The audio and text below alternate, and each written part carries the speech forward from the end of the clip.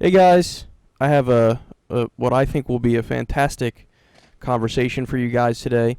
I have Michael Wood Jr. here with me. He's a former Baltimore police officer.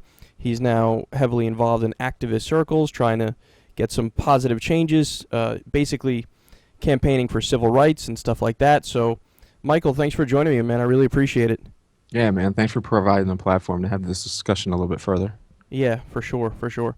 So I mean, in all seriousness, I could probably talk to you for like 5 hours straight because there's so many different aspects to your life, your history, what you're doing now, and what your focus is. So for people who aren't familiar with you yet, I know you've been with TYT, which of course is a network that I'm affiliated with. You've been on Rogan's show, among others. Just lay out for everybody. I want to start with your childhood because did you grow up in like a would you say it was a poor family, a middle class family? Was it upper class? Was it were you what was your childhood like? And then explain to me exactly how you made the decision to become a police officer. Yeah, sure, no problem. I grew up in the suburbs around Baltimore, so it's mixed race and would have been, I mean, you'd have to say like upper, lower income, Section 8 kind of subsidies. Mhm. Race, like, I don't want to call out old people, but, our generation just, we're not seeing the race thing the same way. Right. So I never really had the like, as growing up. I always wanted to be a cop. So, like, in my idea, from being a little kid, it was like I was going to be a cop. There was no other exception. No other pathway existed for me. And I think that was because you watch TV and you see cops and you see, these TV shows. And I think that like that's the hero. And I think that thing kind of gets in your head. And at 17, growing up in neighborhoods that were that upper lower income, I got in my trouble and I had my problems. So I went to the Marine Corps at 17, so I could kind of kill the time and get everything straightened. And I had a great time in the Marine Corps. I loved it there. And in the Marine Corps, race is explicitly not a thing. Like you fight against that actively in the military. So coming into a police department, I'm thinking to myself that I'm going to blind myself to race. Like I'm ignoring race at this time, and I'm thinking that you have to be completely separate that. Like you are like RoboCop, like you just follow the rules, and that's how you get equality. So when you got to the to basically when you actually became a police officer, did you look around and say, wait a second, like these other guys didn't have the same experience as me. They're not as disciplined as me. They what was your perception looking at the other police officers? Did you think like, "Oh, these are just like the good old boys in the neighborhood who now run the neighborhood essentially?" Was it something immediate that you noticed or what was your thought process there? Right. So going into the police department, I chose Baltimore after applying to a couple different ones, and we have to be completely honest about why I chose Baltimore. I chose Baltimore because I wanted the action. I wanted the car chases. I wanted the adrenaline rush. I wanted to chase people around with guns. That's what I was doing. That's the goal. So with that vision in my head, and you go into the academy and you look around, I don't want to insult those people, but they're not they're not people that are coming from the Marine Corps in infantry and in special ops and have that core discipline with like firearms and doing the right thing and not being afraid. That honor, courage, commitment. I hate to say that because I so much shed the Marine level. I try to tell myself I haven't been brainwashed by the Marine Corps and I don't do these things, but yet I still have the error cut. I still use the lingo. I still have these problems. So I try to shed it, but I guess it's there. Would you And say they Oh, I'm go ahead. sorry, go ahead. No, they can't shoot. They're the cops are largely there because it's an extremely well-paying job for a GED. That's your minimum level as a GED. So you don't have much education. People aren't taking it very seriously, and you have those cops. I think you pretty much have three cops. You have the people that are there for an easy paycheck and they don't want to do anything. Then you have the group that got beat up in high school and they want the power. And then you have the ex-military group, where there were a lot of them. There was probably like 10 in my academy class out of 50, and they were all very similar to me. They were focused. They were going after. They were there for the right reasons, but they did want to have the fun, and that's where they were in Baltimore as well. But they were grounded. Would you say that they know the law well? Like, I know that's a silly question to ask about police officers, but like, so I have a political science degree, and like, there are vast areas of the law that I don't know dick about, and like, if I'm doing a segment on something, I have to look it up and like, okay, so what's exactly going on here? And this is coming from somebody who took multiple constitutional law classes and stuff like that, and I find that other people, you know, don't know the law very well either, even in fields where it's like that's part and parcel of what their job is. So would you say that there's a heavy onus on learning, whatever, the Constitution, people's rights, law, or is it just kind of like, okay, you got through the physical stuff in training, so there you go, you're off? Yeah, we have a couple of avenues to go on that. In the academy, the focus is on getting people to pass the test, just like anything else. Mm-hmm. So they have standards that they have to maintain. And so they'll drill that stuff in the academy so that they can get past the test. But after that, there's little to no follow-up. And the cops really don't know the law whatsoever. Jumping ahead, what happened where I really came to realize that, like, I just thought, like, I don't know, I guess I was being arrogant, where it's just like all these stupid people around me and I never thought about it. When I was a sergeant and I had a squad, I realized that these same people that I was kind of dismissing as not knowing much about their job and just being inferior cops, those were the people that now I was in charge of. So their ignorance was my responsibility. This was my fault as a supervisor that they didn't have the follow-up and they didn't know. So I spent 2 years of my life actually writing a guide that would step by step that they could keep in their cars and they could hold on them, 500-page guide that would like constantly refresh, and we would drill. Our supervisor groups would ask and follow up. But as a general rule, the officer on the street barely can tell you what he needs for a stopping frisk. The vast majority of officers on the street, you could ask them to explain the legal ramifications and prerequisites and follow up for like a stop and frisk situation. They have no idea what is required.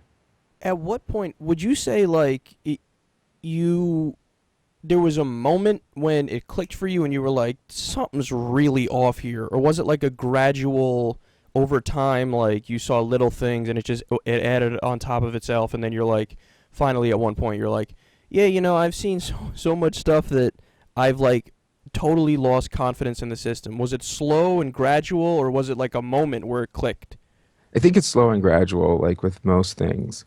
But I think I was also like my maturing. I mean, police are children, essentially. You're, a 21-year-old that comes from a combat environment, and you're going into this war on drugs, and you're going into this adrenaline-fueled environment where you're going to go out there and get activity. So maybe, like, I can't say that it was a slow evaluation. It could just be my maturing. Like, maybe I didn't see it, or maybe I didn't care. And maybe as long as I was getting what I wanted, I didn't care about the ramifications of the system. As I matured, got educated, maybe stepped back and saw the system a little bit more for what it was, that's when you start to be like, well, like, we're participating in exacerbating the problem that we're supposed to be solving. And then once you kind of make that realization, it's just over time, it opens up to all these different avenues, whether we're talking about gun control, whether we're talking about use of force, we're talking about the blue wall of silence, we're talking about stop and frisk, we're talking about racial profiling. It's like it invades everything. So I was just going to ask you about you called it the blue wall of silence. I've heard it referred to as the blue shield. I guess it's basically the same thing.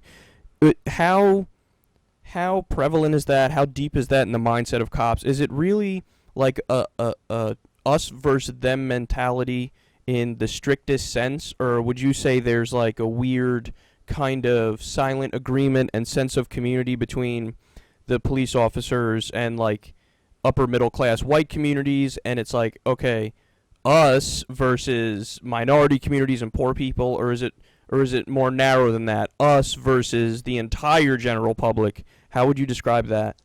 Well, I think in the past it was the it was the us is the cops and the good people, right? Mm. Whatever that would have been. And I think as we've gotten to this stage where we are now, the us versus them is literally cops versus everybody.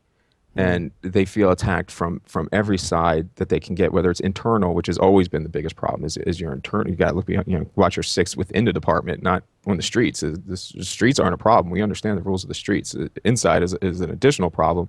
Then you have the media and the public, so they kind of feel like they're cornered. So now the us versus them is really entrenched. And if you don't think it's an us versus them, when you see Laquan McDonald and you see Tamir Rice get murdered, no one even like hesitates to give a crap to like give them medical aid or to like. Right. I mean, just think about like if you accidentally, like even if it's an accident, you accidentally kill somebody, like your immediate reaction Yeah. would be to rush over and help. But you never see that, and I don't think you see that because it's still us versus them. Like they're not seen as humans. They're seen as like literally like just something that you grab and you put into stats. Like they don't understand that killing Freddie Gray was so horrendous. They're like, what? We grabbed our stat, we put it in the box like we're supposed to do, and when we pulled it out, the stat wasn't working right. So I mean, what do you want me to tell you? That's really like the general flow of it. They're not seeing the humanity that's been lost. And it always feels like there's a circling of the wagons that happens where when a police officer does something totally egregious that it's just, okay, how do we go into defense mode to let everybody know that the person who did this, it's not really a bad guy. I mean, it's the circumstance and it's, they were trying to defend themselves, and oftentimes we see the statements totally contradict what actually happens. Is there any way to try to make it so that there isn't this knee-jerk reaction and we can bring police officers to justice? I mean, I guess special prosecutors is one thing for sure whenever, you have a police officer who does something wrong. But, I fear, is there something about that that's just like in human nature where, okay, Bob, you're an officer, Bob's your friend who's an officer, so you're just going to look out for Bob, even though if, for example, look at the Laquan McDonald video, like that's indefensible. Mm-hmm. So is there a way to do that, to bridge that gap policy-wise, other than special prosecutors, which I think does actually help fight against that? Well, okay, so special prosecutors will help, but see what you're focusing on is the bad apple and the response to the bad apple, Mm-hmm. and I think it's a valid path, but it's not going to it's not that big picture. So the first thing I truly think we have to do is end the war on drugs. And that's because that's what sets up the war on our people. That's what sets up the us versus them. You literally cannot have a war on a drug. That doesn't happen. You end up having a war on the people that possess the drugs. And you get that cycle where you're making the socioeconomic opportunity disappear because you keep putting people into the criminal justice system. And then they come out and they have no other options. I mean, crime and crazy things occur by people that just don't have options. So Right. if we were actually looking to solve problems, we would be looking at root causes. And we get really focused on symptoms. Like the cameras right now are a good one where you're seeing the cameras and everybody wants to say cameras. And yes, cameras are excellent, but cameras solve a symptom. They don't solve the root cause. Right. So we have to kind of focus on what root causes are. I think we're at two big root causes, and that's guns, and that's our cops aren't professionals, and that the system doesn't even allow them and support them to be professionals. We haven't thought about what do we want police to be. We really haven't thought about that and made that determination as a society, and that way we can accept and prepare and invest in what we need them to be. Would you say that the racism that we see oftentimes is something that it comes about as a result of the way the system's set up, or is it the case that it's more of a individualistic thing and like the racism comes before and then the people get into, positions of power in various police offices and they can exercise that. So in other words, is this something that can be changed through obviously all these policy things that we have to do either way, but does the racism predate the people going into the field of being a police officer, or is it something that you could go in there a normal person and then you're surrounded by other people who are racist, or you see so many times you're only policing black neighborhoods, so all you see are black people doing things you don't like, so you go, you people make irrational connections and they go, well, I guess it's just all black people. You know what I mean? Does it come before, or is it something that happens when you're in the system and then you kind of get brainwashed when you're in the system? Yeah, sure. So what I'm saying is definitely conjecture because I'm kind of just I'm stuck in my own myopic view. Right. I think you have all of those things. So you have the systemic racism, which is in our society where it's everywhere. So in your movies, the black man is painted as the evil guy, and then in your system you have where, black names aren't hired as much. You can't get into college. You get Right. harsher prison sentences, things like that, and all that comes in the systemic and institutionalized arena. So you could come in and not be racist at all. And if you're participating in the systemic and institutional problems, your actions are racist and you don't see it. Yeah, So that's deep. that's the biggest one. Right. So I've told this story before on the show where, so I grew up in New Rochelle, New York. It's a little bit outside of the city, and so the north end of New Rochelle is more white and Jewish and higher income, and then the south end of New Rochelle is the minority community, middle income and lower income. And whenever I would go to like high school parties on the north end, you could literally do keg stands in the front lawn of these people. There would be like judges who live next door to them, but they don't call the cops, and the kids would be running wild, people getting blown in the bushes, all types of just out and out debauchery you could think of. Fighting.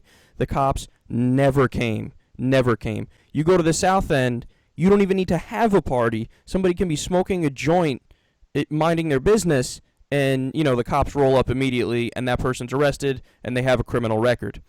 This kind of, I don't think a lot of people have fully wrapped their minds around that concept, that like people point to disproportionate statistics of black crime, but they don't realize that that kind of dynamic exists in so many places where you have the middle class white families or upper middle class white families. It's not that they get a pass, it's that there's this cycle that's never ending where if you think the black families are the only ones committing crime, then you're only patrolling those areas and you're only going to catch them committing crimes.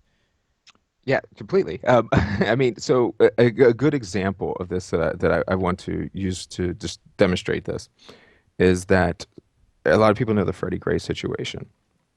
So when the Baltimore Police Department killed Freddie Gray, which they did, they arrested him under I don't think it was a legal arrest, but under the guise that he had a spring-assisted pocket knife, right? A spring-assisted pocket knife is something that is carried by damn near every construction worker in Baltimore. I've carried a spring-assisted pocket knife in my pocket for as long as I can remember, and I don't think anybody in any white neighborhood in Baltimore has ever been stopped and arrested for having a spring-assisted pocket knife on them. So, in effect, you're not enforcing the spring-assisted pocket knife law. You are enforcing Freddie. You don't want Freddies on the street. You don't want that. That's where you're targeting. You're literally, if everyone's committing the same crimes, for instance, drug possession, black and white have been shown to have just about equal amount of drug possession rates, but yet the disparity from black arrests is dramatically high. So you're not actually enforcing against the crime. You're enforcing against the individual. That might be hard for people to accept, but that is reality. And we see that in society as a whole. And maybe policing is just like a microcosm because of the power and because of the situations. Everything in our society just comes up through them. Like you think right now, you'll see all the time. How many times have you heard about Black Lives Matter protesters being like this threat or that something's going to happen? But yet Christian terrorists are literally killing people here for those reasons. And you don't even hear about Planned Parenthood shooting now. You're still hearing about Black Lives Matter protesters like we're doing anything.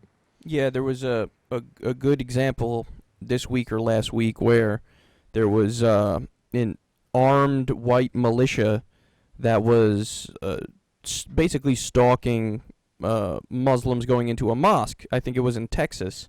And, I mean, all you have to do is the simple role reversal there and just imagine how it would play out if there were armed Muslim protesters walking behind, whatever white families walking into churches or something. I think that, like, only on the liberal blogosphere was the actual story, covered. But if you flip the script and it was the armed Muslim protesters, I'm pretty sure everybody throughout the media would have covered it and they would have, harped away. And, like we saw the other week, there was what looks like white supremacists who ended up shooting 5 Black Lives Matter protesters. And again, flip the script on that one, I think we would have heard more about it. But since the narrative, especially coming from places like Fox News, their narrative is that Black Lives Matter is the problem and they're the hate group. Bill O'Reilly, I think, went as far as to call them a terrorist group. You're not going to get the objective and fair coverage on it. And Michael, I'm curious to hear your thoughts on. So I did a segment recently where I was talking about how you just can't empirically compare in the world that we live in white pride and that movement versus effectively the black pride movement, because people try to make it even and just say there's an equivalence and that's the end of the conversation, like quite literally try to whitewash the conversation. But the reality is, historically, white pride is tied to the KKK, white pride is tied to neo-Nazi movements, white pride is tied to supremacy and we're better than you, and segregation and hatred and intolerance, whereas black pride, while you may disagree with the tactics at times, and you may disagree with individual actors at times, the reality is that movement was more an attempt to fight back to get equality. It wasn't about, hey, we're going to dominate and, we're going to flip the segregation and the oppression on the southern segregationists, where now the white people are officially second-class citizens and the black people are in control of everything. No, it was an attempt to say, hey, let's get equality. Right now it's not equal, so we're fighting back to get it to the point where it is equal. Right. So the first thing to understand is when everybody wants to talk about Black Lives Matter and what that means, and they want to say all lives matter or blue lives matter, whatever bullcrap. It's we want black lives to matter as much as the other lives. Finish the damn sentence. Right. So if you say we want white lives to matter as much as other lives, that is a damn stupid asinine statement. Of course white lives matter, and of course blue lives matter. I don't know of a cop that's ever been shot where the entire system didn't come down on the person that did it. The cops get justice every single time. Clearly blue lives matter. Right. White victims get justice all the time. Clearly white lives matter. So it's about making black lives matter as much as the other lives. And you can say brown lives, you can say transgendered lives, all that stuff, it all applies. And what it boils down to is when you hear the pride statement, it's the oppressed that can say that. The oppressors can't say that. It's nonsensical. If you're the oppressed and you're sitting there and you're ruling the Ming dynasty and you're like, yeah, Ming power, and you're running around shirts like that, everybody's gonna be like, you're an asshole. Like, don't it's the oppressed that get to have that leeway. Yeah, I often use the Turkey example because it's so clear. So if you're marching through Turkey and saying Turkish lives matter, oh boy, look out, because that's historically tied to what? The Armenian genocide and the oppression against the Kurds. But if you're in Turkey and you're saying Kurdish lives matter or Armenian lives matter, everybody looks at that and goes, oh, well, that actually makes sense because you've been oppressed. So it's just the fact that when people are in it themselves and when, I think some white people feel like they're being personally blamed for everything. So they're like, oh, I resent that. I've never owned slaves or anything. But it's like, jackass, that's not what they're saying. All they're saying is acknowledge the systemic problem so that we can fight back against it. And if we all acknowledge it and fight back against it, well, then we'd live in a much better society. But instead, it's like their feels get up and they get defensive right away. It's like, well, why are you being defensive? There's no reason to be defensive. Just look at the policy issues and then understand why they're saying what they're saying. which That's my actually, reason why I think they understand privilege, Kyle, is because why would you fight to protect it if you didn't realize you had it? yeah, yeah. So that brings me to Campaign Zero. Let's talk a little bit about Campaign Zero here. Now, I'm going to get to the some of the specific stuff in there in a second, Mhm. but first I want to talk about what is left off the list, which you alluded to before, which I was upset about, although I support everything on the list. Um, the drug war. Mhm. So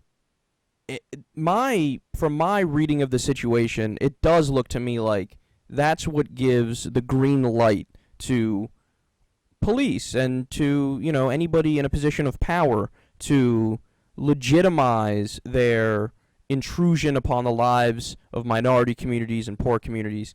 And if you take that away, would it not be much harder for the police to do that? And would you not immediately see a drop in oppression? And when I say take it away, I mean at the very least decriminalize all drugs, but I would actually go as far as to legalize them.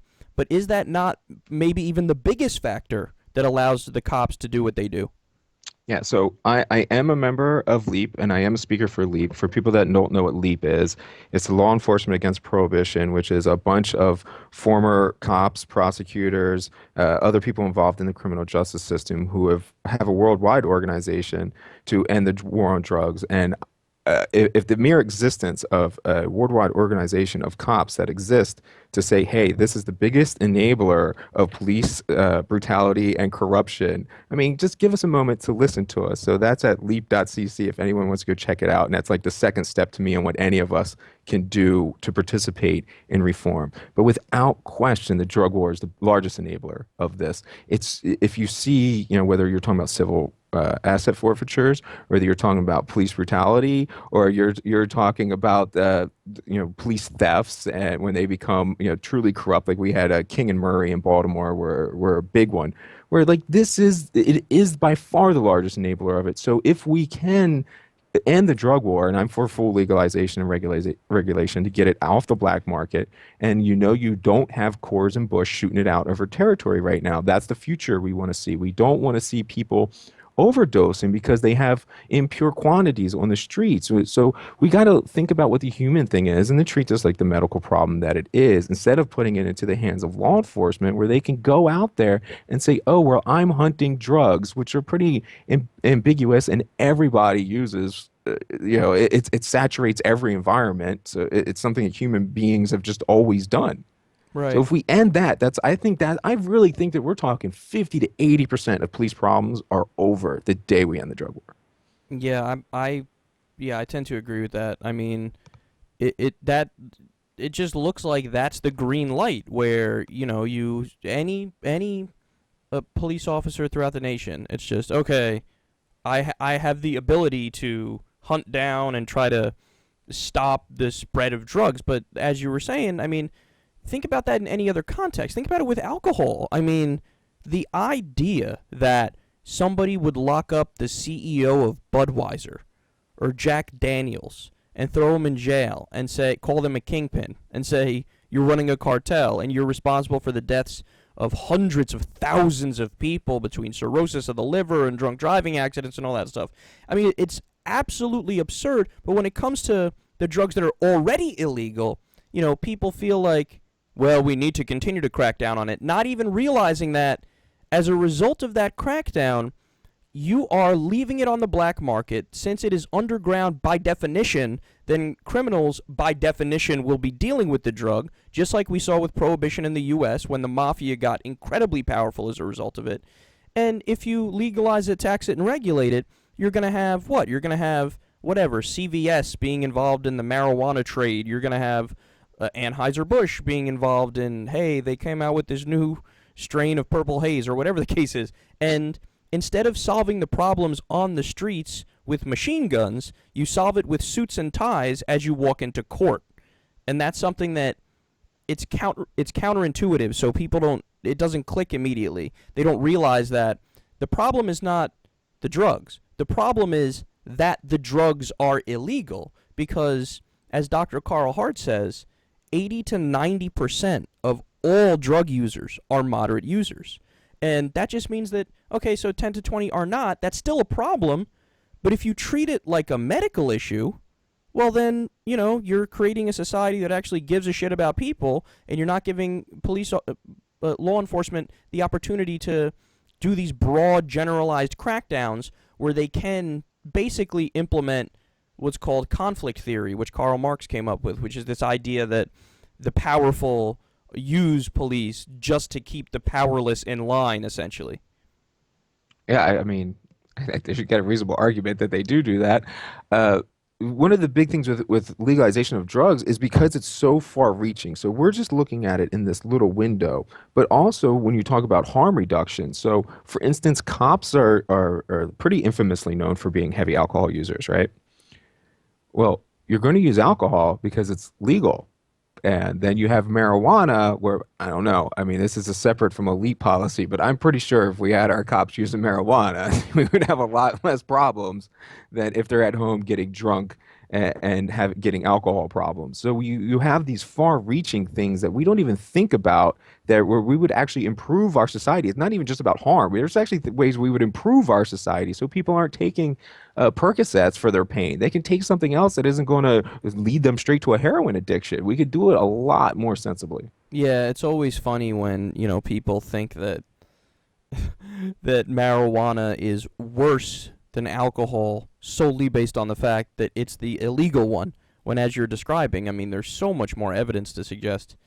I mean, if you drive by a bar at 3 o'clock in the morning and you see people fighting, they weren't smoking weed all night. That's for Nope. damn sure. As the old joke goes, they're probably, eating cookie dough ice cream or maybe some Cheetos and relaxing.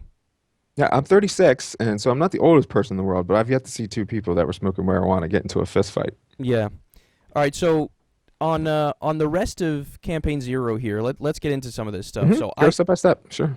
I think that it's great, man. And whenever anybody tweets at me and says that Black Lives Matter is a hate group or there, and here's the thing, like, so have there been instances where I look at the strategy being used, or I look at certain individuals who are not leaders in the movement but are in the movement, and I go, you know what?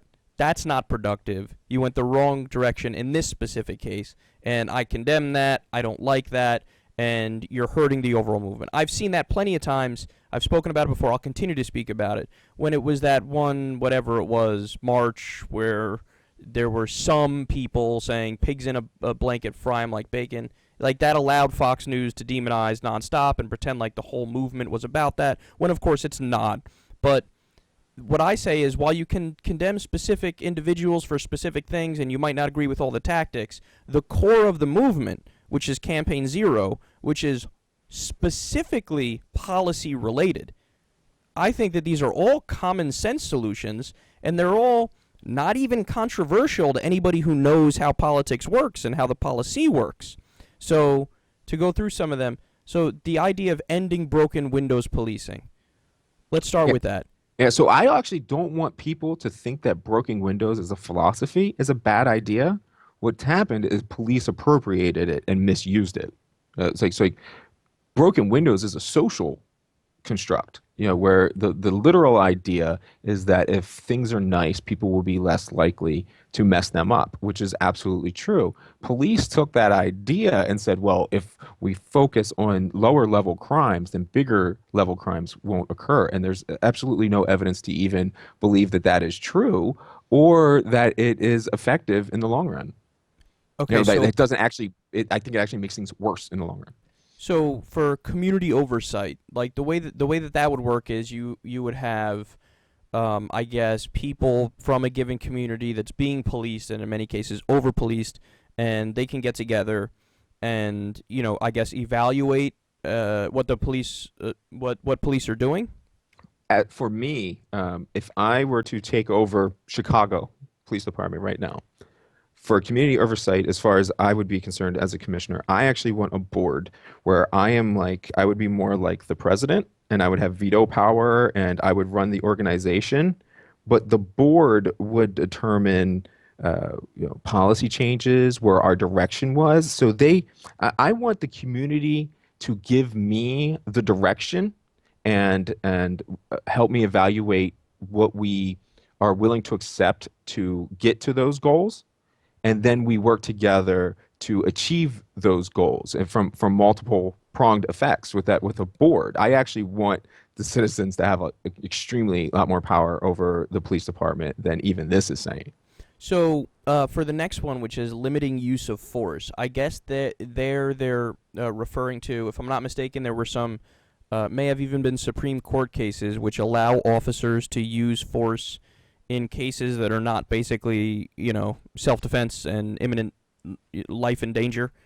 And I guess the idea there is to try to get it back to a point where you don't have this broad leeway for cops to basically kill and then say, "What? I was justified enough."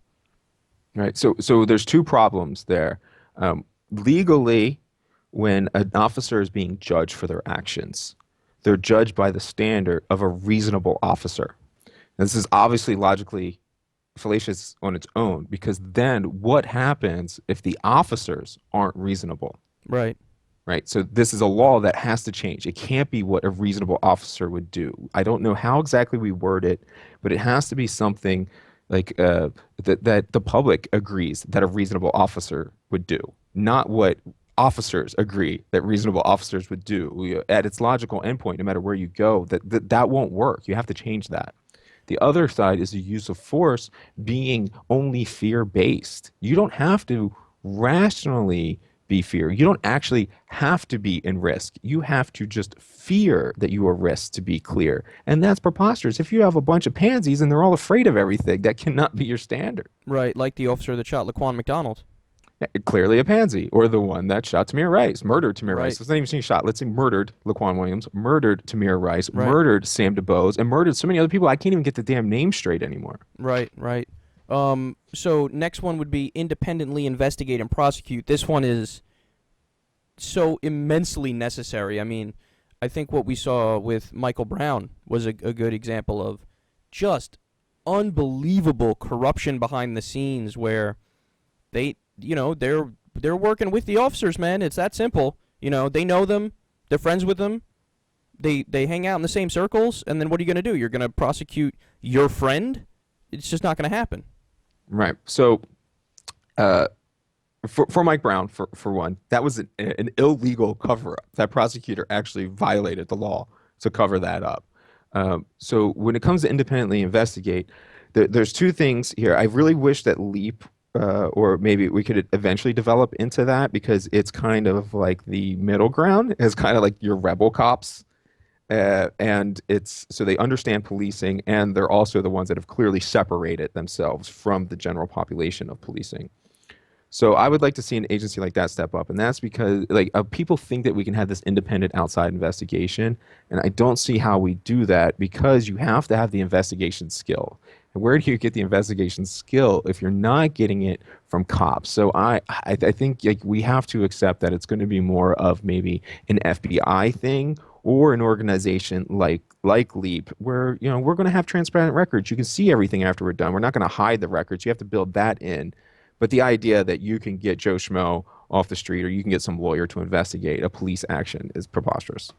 So the idea of community representation also. So that's the next one. And that's basically, correct me if I'm wrong here, that's the idea that people from within their own community have a better opportunity in order to rise up through the ranks and then police their own communities, where they know Miss Johnson down the street, they know Steve, the guy who's the accountant, so they're more likely to, treat these people with respect. This is where I break from Campaign Zero. I don't think it's logical. So take a city like Baltimore, where you have segregated geographies, and the people that are in one Baltimore do not interact with the other Baltimore whatsoever. They're actually probably more separated from that Baltimore than I would have been out in the suburbs, because they're rich and they're elite. They never go to the ghetto. They have no idea what it is. And then if think about this. So say we grow up together, and then I become a cop. Do I lock you up? No. No. Do I lock up so and so down the street that's doing something wrong? Or like, what about the dirt that they have on me growing up? The idea of policing your own neighborhood is ridiculous. You can't do that. Okay. So you have to have somebody that's from the outside. So the key is getting that outside person to become a member of that community in a similar fashion to maybe I can stand as a template for that, where you have to let your walls down and you have to go into the neighborhoods and you have to get to understand everybody. My best friends are now like the people that are in BLM and the people that are protesting every week, like Kwame Rose and Devin Allen, and so these this idea that you can take somebody from that neighborhood and then you can develop a cop to police that neighborhood out of that person. I think that's really unrealistic. You have to have somebody from the outside, and you can have community that's like a representative, or you can have like guardian angel kind of things. But the actual decision has to come from an arbitrary source, just like it does in the independent investigations. You So know what I okay, mean? I get it. So you're They saying actually conflict themselves. You want the police to be individually investigated, but you want the community to individually account for itself. right. Uh, mm, right. So you're saying like on the back end. So instead of you grow up in that community and then you're expected to police that community, which you might not do for nepotism and a variety of different reasons, you're saying potentially have somebody from outside of the community, but then once they're a police officer, they should live in the community, and then you get like a back end, I guess, relationship between the people in the community. Is that a fair assessment? A fair Yeah, way of summarizing yeah, it? that's pretty much a fair way of saying it. And it's just like that outside person can become a member of that community. Right. It's just that it has to be a little different. I mean, I just don't know the right way to actually phrase No, that's a fair. what You're we're making trying a to fair say. point Right. because there is an argument to be made that, and this is something honestly I haven't thought of because in theory I supported that idea, but it is true that you're going to lose some objectivity from somebody who's been in the community the entire time. Now, obviously, the opposite extreme is what we have now, which is people who are not from the community and they don't give a shit. You know They what I mean? occupy. So those are your two extremes. One where you lose objectivity and there's potential for nepotism and abuse, and the other one where you're on the outside and you don't care and there's potential for abuse. So you're Right. saying you're proposing kind of a middle ground where it's like, okay, you got to be objective, so don't be from the community, but once you get into that scenario, it's better to be in the community and among the community. Outsiders that integrate, not occupy. Perfect. Okay, that's a great way of putting it. All right, next we have body cameras, film the police. I assume you're for that. That seems to me like a no-brainer. It's a total no-brainer, and it's in my book from 2010 where I'm sitting there telling everybody in the Baltimore Police Department or any department that wants to pick up the book that I mean you're going to be recorded, and you should act like you're being recorded. The idea that a publicly paid servant of the community is worried about being recorded. I don't understand that concept at all. When I was on the street, if somebody wanted to record me, please record me because I don't have the ability to at the moment. I'm a little fucking busy. So if you record me and shit goes wrong, I'm going to do the right thing. So please, I need that. That would be awesome. Go ahead and record. Like if you're a cop and you don't want to be recorded, I don't understand why that would be. Right. But remember, that is a super symptom. Because what happens is so right now, we're saying, let's take McQuan McDonald, right? The Chicago shooting. Yep. So if the camera is there, Laquan McDonald may have a chance for justice. But if the camera isn't there, then this would never come to fruition. We Never. would never see what happened here. So we are super in a symptom because right now what the cops are essentially saying and history says is that if there is no camera, there will be no justice. So yeah, we have to have the camera there, but there's going to be mistakes. So when there's mistakes or things happen where a camera fails or technology fails, we need to have it where there's no camera, but yet still justice. And So not we only have that, to I follow think that more route. I think people need to understand the idea of macro picture versus micro picture. So, in other words, people will often point to like the Eric Garner situation, and they'll say, "Well, cameras failed, therefore cameras won't work." End of conversation. But wait a second. It is true that cameras failed in that circumstance because the officer was not found guilty. He wasn't even indicted, even though it was obvious something went wrong there. But the point is there have been studies that look at the macro picture, and they find that when police officers are wearing cameras, they know they're being recorded, they're much less likely to do something fucked up in the first place because they know they're being recorded. You know, I really had that feeling, and I had that feeling up until about a year ago. But now with all this attention, and it's like every day we're still seeing something on camera. Like, is that really true? Like, you know, we have it where every cop out there is like bitching and complaining about how many eyes are on them, and yet you still see the shit. That I don't like. I don't know what to make of that. Yeah, I mean, well, first of all, I would say I think it's been going on forever, but now that it's on camera, we could actually see it. And I honestly, I mean, I don't know how it wasn't worse in the 60s, the 70s, the 80s. And, you know, you said it yourself. I think it might have been when you were on Rogan's show. But do you think they've been lying to us this entire time? Like, the black community has not been lying to us this entire time. And now we're seeing just a tiny percentage of what they've probably dealt with throughout the entire history of America. And Kyle, we're still dealing with denial. Right. We're having this conversation. We're not breaking into the next level of this conversation because we're still fucking fighting the denial. Well, I mean, maybe this is pessimistic of me, but I think there's going to be a certain percentage of the population, right-wing people, who are just they don't give a shit. They think there's good guys in this world and there's bad guys in this world, and you're either a good guy or a bad guy. And if you got a badge and you're a police officer, you're a good guy by definition. So you got to hey man, you can't make an omelet without cracking some eggs, am I right? You got to go after them bad guys. No matter, so they don't see, you know, they see something like Laquan McDonald and they say, well, he was a criminal in the waiting anyway. Like, he was going to be a criminal soon anyway. So hey, it is what it is. The cop got rid of a problem. There's deep ignorance and some deep racism and just all around intolerance in the mind of many people. And this isn't for me to impugn the entire right wing. It's certainly not all conservatives, but are there some conservatives who think like that? And you know, you're never going to get over whatever it is, whatever the hump is, 25%, 35% of the country who are like that. Yeah, and it's a sad thing, but this is why all these policy changes are so necessary. Yeah, I agree. Yeah, because that's why it has to be in policy. I don't want to fight symptoms, and I'm glad Campaign Zero is out now because that is what it is. We have to have the policies because maybe, like you're saying, human beings as a group, we're just too stupid to do this right. So we have to have the clear guidance from, you know, the few smart minds in a particular category that really know what they're doing. They lay out the policy, and we got to rely on that. There was a time when we would generally rely on scientific consensus, and now it's like out the window. Like I think the ignorance is growing, and I think it's because of defensiveness. I really think we're dumber now, and we don't even listen.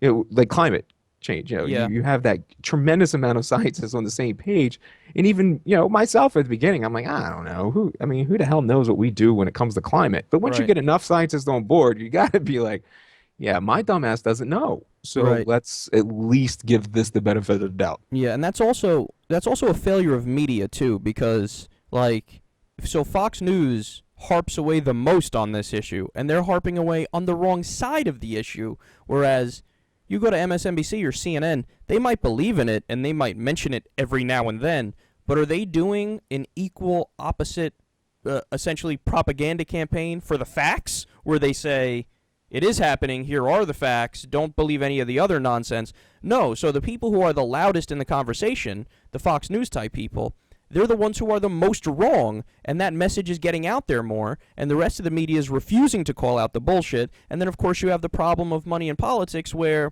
you have ExxonMobil and all the different fossil fuel companies paying people to be scientists, in quotes, to say, oh, no, it needs more study, it needs more study. The same people, by the way, who said it needs more fucking study when talking about tobacco and cancer, talking about cigarettes and cancer. So it's the same deny tactics that there's always been. And if you think about it, it works because in order for their side to win, all they need to do is raise a single doubt. Because a single doubt is going to make you drag your feet on actually doing something policy substance-wise. Whereas for the side that's correct to win, you need to basically convince everybody, because in order to actually take action and be proactive, you got to get everybody on board. So there's got to be no doubt. So all they do is raise doubt, just like they did with cigarettes, where they said, you know, some people say it causes cancer, some not. How about we just keep studying it more? And you just keep saying study it more until the fucking penguins are on fire, to steal a phrase from Bill Maher. Yeah, it's absolutely impossible to argue with that logic. You're clearly there. I mean, you stole the big thing. Is the number one problem is money in politics, and I think the number one problem in policing is also money in politics, because that's what prevents these things from occurring. So on the next one, training, talk to me about that a little bit, because I read that there are, like, when you look at de-escalation tactics, that's very, very low on the list in terms of time dedicated to that when training officers. Yeah, I mean, it clearly is. The average is about 8 hours of de-escalation training, which should be probably the primary focus of policing, and it's actually the least important focus of policing. But let's not get caught up in that. The entire training is insufficient. Like, people want to say, well, they spend, 80% of their time, working about shooting, and only, 0.1% time about de-escalation. Well, that 80% of the time that they're focused on shooting isn't sufficient to be a shooter either. So I really think we need to completely reorganize what a cop is. I really think that if you want the cop to be that lawyer, you want the cop to be that EMT, you want the cop to be MapQuest and to be a psychologist and to be a professional de-escalator and counsel resolution, you have to train them for that. And so you're talking master's to doctorate level style training. And that's really what I would push for. My dream is a federal training program where, like Quantico, where all the FBI is trained at Quantico, where you would go down there and you would literally be in a 6 to 8 year program, and the cops would come out of there, and these would be extremely rare. You wouldn't have 3,000 cops in Baltimore. You would have 1,000 of these guys, and and we have to swallow the pill that you're talking $150,000 a year guys that are out there handling 911 calls. But we've come to realize that this is necessary. You need, like, I don't think I really would have been a good cop probably until now, where I'm 36, almost have my PhD, have all this experience. Now I get it. Yeah. So we need to get the cop that goes on the street has to be where I am now. It's funny that you mention this, because I have some positions that on face value seem counterintuitive and weird, on even the issue of paying politicians, for example. Like, people say, hey man, why they raised their pay 8 times and they didn't raise minimum wage? Well, obviously they should raise minimum wage, so perhaps that's a bad example. But I say you actually should pay the politicians more. In fact, I would say much more. But then you cut off all of their private funding, and you make it so that they're not beholden to the corporate interests and the special interests. And since the public is paying them a really good amount of money, they're going to listen to the public, they're going to listen to their constituents, and you cut off the flow of money from the bad area, which is the special interests and the corporate money and all that stuff. So I would actually pay politicians more. Now, what you're laying out there with cops, that seems similar to what I say with politicians, which is, if you change the structure of the system, you change the drug war, you do all these policy proposals that you and I are talking about, yeah, then the position of police officer becomes super valued by society, and it's something that should be treated in that way. And it's the same thing as, like, teachers, for example, how we pay teachers dog shit when they're doing one of the most important jobs in society, shaping the minds of your kid. Like, police officer, teacher, politician, all these are fields where I would love to pay them more, but you have to get the system right in order to do that, lest you add to the problem and fund maniacs who are oppressing people and stuff like that. Totally agree. Though I don't see the ability to argue with that either. Too much agreement here, man. People are going to get annoyed by us blowing each other. Well, that's the echo chamber I'm fighting to get out of. I mean, I really want to be on Fox News. I want to have a debate on those stages. I'll be cordial. We'll deal with facts. It's not like, don't think I'm going to get up and punch somebody. We they can won't have be a cordial to you, bro. And that's perfectly fine. That would prove half the point, Yeah.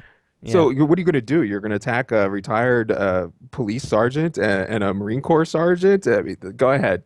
Have fun with that. Yeah, that's not going to go very well for Hannity, is it? Right. So have fun with that because I'm going to call that out. But I think it would otherwise, I mean, we would have some good conversations. We have to, like, I wish I could get out of this echo chamber. I really do.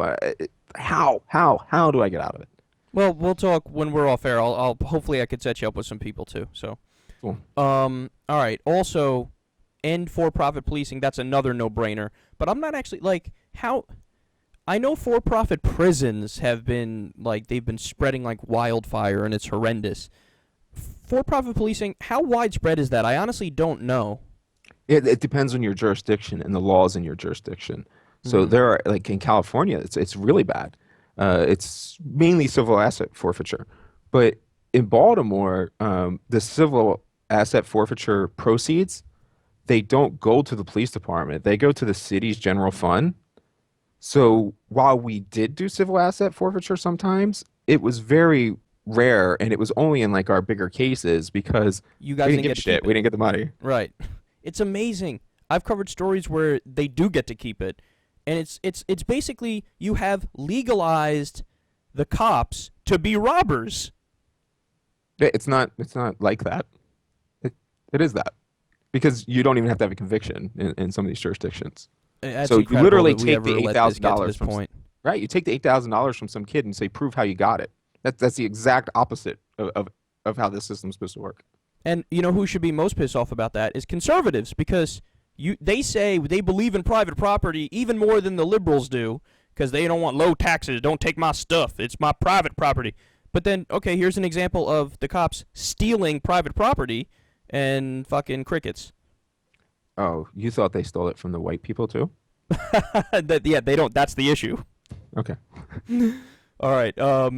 Next one is demilitarization. That's another no-brainer. How far would you take that though? So I've often said that, like, obviously you get rid of all the stuff that they have that's military grade stuff, but like I'm fine. So like in some places in Europe, they don't even have guns.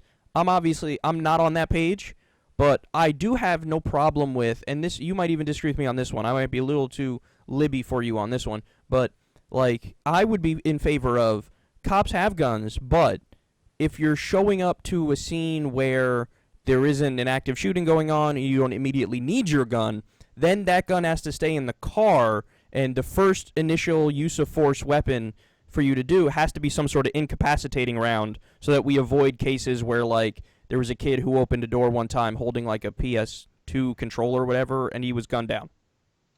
Yeah, far too liberal for me. Um, the gun is a necessity because of our culture. Yeah, and our gun Um, laws.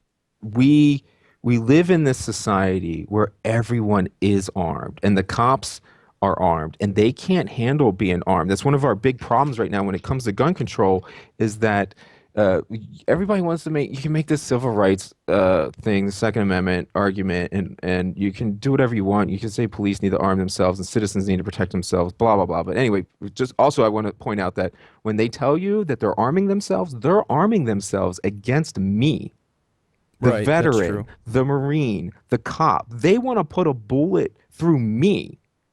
You know, the good guy, the guy you say you're protecting, is the one that you want the guns to go against. So the solution isn't that you have guns. The solution is that I don't have a gun and you don't have a gun. So police can't handle being armed, and neither can the public as a whole. This is one of the root problems when it comes to the militarization. Um, where we stand now, I'm totally against the military equipment. But I'm for military cops. I don't see a lot of military cops doing these shootings. Right. So, and I think it's because they're confident, they're trained in their weapons, they understand, that they can take some personal risks. They understand that if they get punched in the face or they get cut, it's not a big deal. I've been punched in the face plenty of times, and I mean, I never even charged the people with it. Like, it would be in situations where I understood how that took place. Right. So that's what you need. It's the military equipment. Get rid of that shit. We need that stuff for a SWAT team, and a SWAT team should be dedicated to that. They shouldn't be handling calls. They shouldn't be making arrests. You need people like me to go into San Bernardino situations. I get that, but that has to be totally limited to that situation and only that situation. So if it was in Maryland, with if or wherever you're from. So think if you have a big city where they have a nice SWAT team that can go out and do those things. Well, anywhere within a half an hour drive, they don't need that shit. Right. Right? We can the people that are highly trained to do this kind of stuff, and that's what they do. They do hostage scenario. That's what I did in the Marine Corps. I did like nuclear recapture missions or hostage scenarios in embassies. You if these guys do this day in and day out, they will be perfectly fine. You're not going to see flashbangs being thrown into baby cribs. You're not going to see wrong houses being hit. You're not going to see the equipment being used improperly. It's about like supporting what it's supposed to be and limiting it to that. And finally, they have number 10 here on the list in Campaign Zero is fair police union contracts. What's the extent of the damage there? I gotta be honest, I don't know much about that, but I know obviously they circle the wagons whenever something happens. Is that related? And what are these things? What are the police union contracts that they're super concerned about? So the police unions for themselves are like the actually were the catalyst for me to start that Twitter rant in June that everybody picked up on, and that's because that entrenching, like you said, our union stepped out and completely protected and denied any responsibility for Freddie Gray being murdered. So I was like, this is preposterous. Like you take a man and you put him in a metal box, you pull him out, and he's dead, and you're like, "Psh, whatever." Like no, like that's ridiculous. So that's when I tore down the blue wall. Is from the unions. The unions actually pushed me to that point. Um, Which was go ahead. brave of you, because that's that you're not dealing with not dangerous people. Yeah, so I don't know. I try not to think about that, Kyle. Yeah, let Let's me. move on. So My apologies for bringing it up. the contracts in different areas are horrendous. Creatively, you can get around them, but some of these policies, and you'll see DeRay McKesson focusing on this from time to time, actually pulling out the examples, and it's startling. The idea that you sign up for the job and it's your job for life, essentially, as long as you don't kill anybody in any other scenario other than where you were just like not fearful at all and you couldn't make any justification. Like you'd have to kill somebody in absolute cold blood pretty much to lose your job in policing in a lot of these jurisdictions. And they don't put things on record. So they expunge things. So let's, for instance, say there are areas that have like after 5 years, they'll expunge all your complaints that that have been filed against you. So let's say I've been on the streets for 20 years, and I have 20 years worth of shit ass complaints. People saying I robbed them, I do this, I do that, and then I get a desk job for 5 years. Well, at that 26th year, that entire history is gone, and then I kill somebody in year 27, and they say, "Man, has this guy had problems before?" No, not that we know of. That's Oh, wow. clearly a problem. Wow. I didn't know that. That's fascinating and that's horrific. I mean, it's very common. I mean, it's everywhere. It's even in Baltimore, where I mean, I feel that what they would do. All right, I don't even know if people know this, and I just remember it. See, this is one of the bad things. There's so much shit that I actually, as time goes on, it's like, oh God, we did that too. Oh, But they would hand out every year. You would get handed a sheet to expunge your IID record, so that just so nobody ever forgot. wow. That's unreal. No, it is real. That's a deep, deep, deep blue shield. Right. I mean, you see everybody rallying around with the blue shield. I mean, think about how many cops right now. I mean, when I go around, it seems like every single cop knows who I am, and they're looking at me with disdain. I'm probably at like a 99% disdain rate, is what I feel. I'm sure it's just my own defensiveness, and it's really not that way. But there is a significant portion of police that think that what I'm saying and what we're talking about is like traitorous and snitch and ridiculous. And just for the record, I've never snitched. I never named a name. So I don't like the blue wall is so strong that when Walter Scott gets gunned down and Slager throws that damn taser next to his body, the black cop standing right there doesn't see shit and doesn't say anything. Yeah. That might have been the worst of all the ones I've seen. Is Walter Scott. This the white guy that died the other day in Miami Beach, where they shot him with, they had the AR-15 or a CAR-4, which is still a 223 round, in an urban environment with a public backdrop, and they're firing rifles at a guy who had his hands on a police car. I mean, I didn't it's see that one yet, you but got to now see the I'm Miami cringing one. at You're the going to be thought. like, oh my God, did that just really happen? Uh, I don't understand what we're doing and how we can be denying this. All right, Michael, this was such a great conversation. I learned so much from it. I hope everybody listening took away a whole bunch of stuff as well. Tell everybody where they can find you, what the relevant websites are, and everything that they need to know. Sure. The most relevant website is still www.wolf-pac.com because money in politics is the root of our problems and a primary motivator for why we can't solve these problems. The second thing is Leap. Please join Leap, join Wolf PAC. Leap is www.leap.cc to help end the drug war. And then if you guys want to follow up with me, it's at Michael A. Wood Jr. for Twitter, and there is a Facebook page now, which is the same thing. I don't run the Facebook page, but it gets updated and has my input.